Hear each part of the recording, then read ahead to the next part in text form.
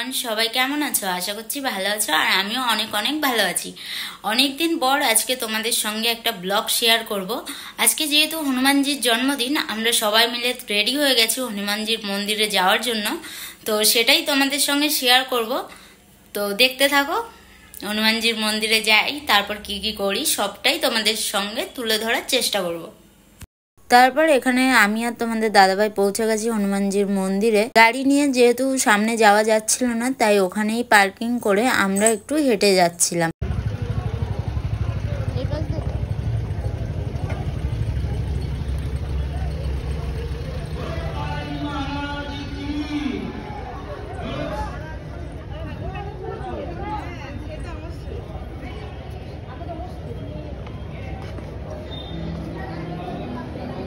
মা, এটা নাও।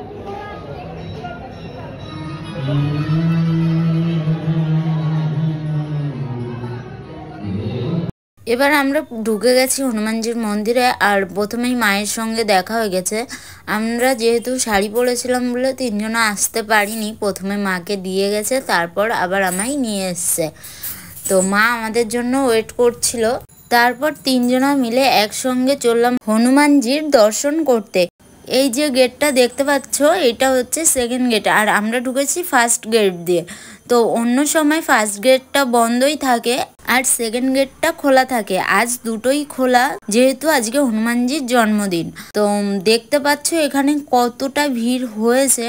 হনুমানজির দর্শনে কত ভক্ত এসছে। ভিডিওটা দেখতে থাকো শেষ পর্যন্ত।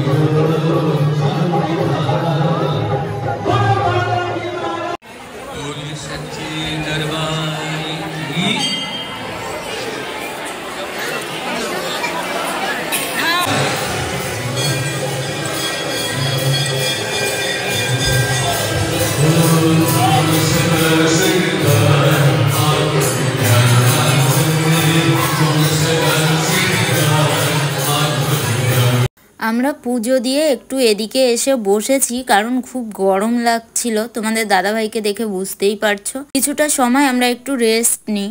রেস্ট নেওয়ার পর এদিকে আবার ভোগের প্রসাদের জন্য লাইন দিতে হয়েছে। লাইন দিতে এসে একদম বেজায় অবস্থা। এদিকে লাইন দিয়েছিলাম আমি, মা, তোমাদের দাদাভাই আর আমার একটা কাকা।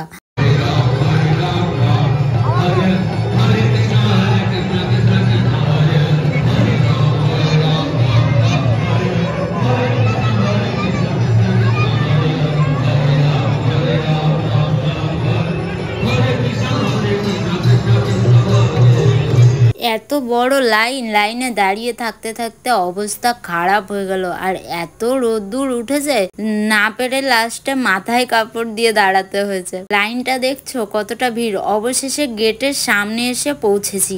এইবার গেটটা খুললে ঢুকতে পারবো। তারপর আমরা ঢুকে গেছি ভোগ গ্রহণের জন্য।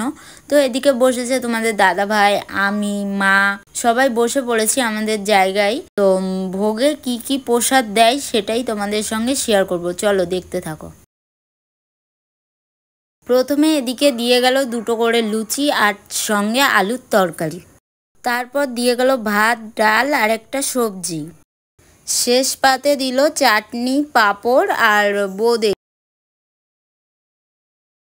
ভোগ প্রসাদ গ্রহণ করে তারপরে রওনা দিলাম বাড়ির উদ্দেশ্যে। তো ভিডিওটা কেমন লাগলো? ভালো লাগলে অবশ্যই লাইক, কমেন্ট, শেয়ার আর সাবস্ক্রাইব করে দেবো।